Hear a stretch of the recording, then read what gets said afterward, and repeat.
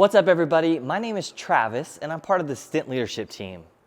As Christians, we put a whole lot of stock in this book we call the Bible. For Christians, this is our final authority on every part of our lives.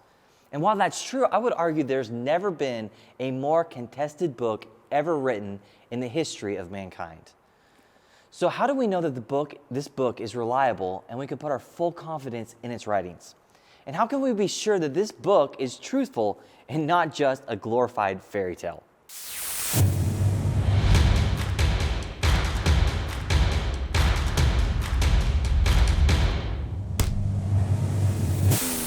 As I attempted to tackle this monstrous beast of a topic, I found myself struggling to keep this video under an hour.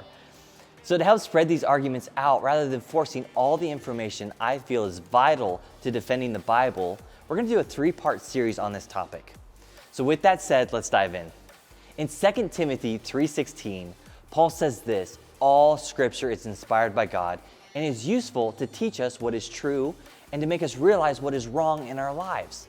It corrects us when we're wrong and teaches us to do what is right.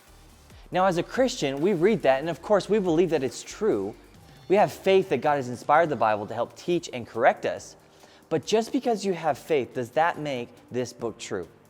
And furthermore, how would a Christian begin to help an unbeliever come to grips that the Bible is true?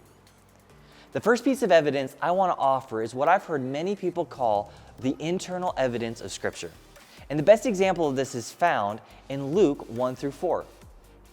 Many people have set out to write accounts about the events that have been fulfilled among us. They use the eyewitness reports circulating among us from the early disciples.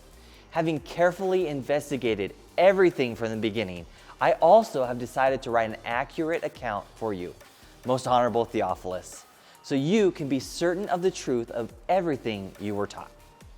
So Luke, one of the many writers of the Bible, makes the case that everything he writes in the Gospel of Luke is based on the eyewitness accounts.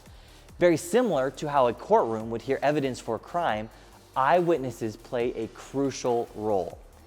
And further, Luke goes out of his way to attest the truthfulness of the life of Jesus. Now, someone who's skeptical of the Bible would say, well, how do we know that these eyewitnesses were in fact telling the truth? Think about it this way. In the Gospel of Luke, Luke records Jesus as he was confronting religious leaders of the day by constantly challenging them in their traditions, and the people absolutely hated him for it. For them, religion had turned into a celebrity status, and Jesus was showing everyone their true colors.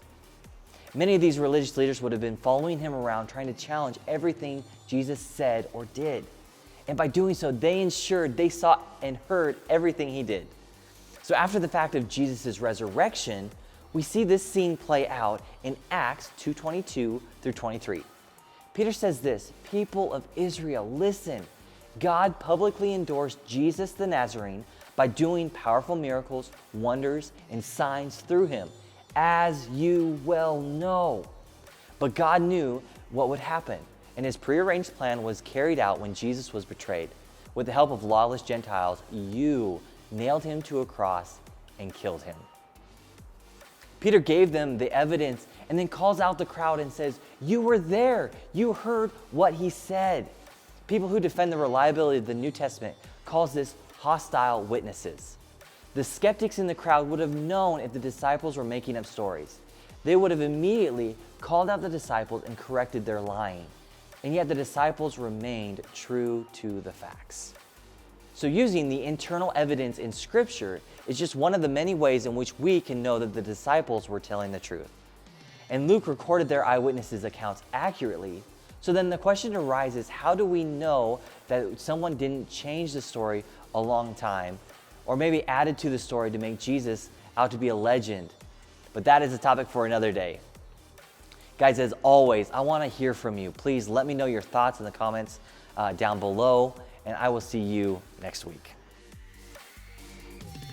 If you want to learn more about this topic and many others, or about our cost-free stint internship, visit topbecker.org/stint.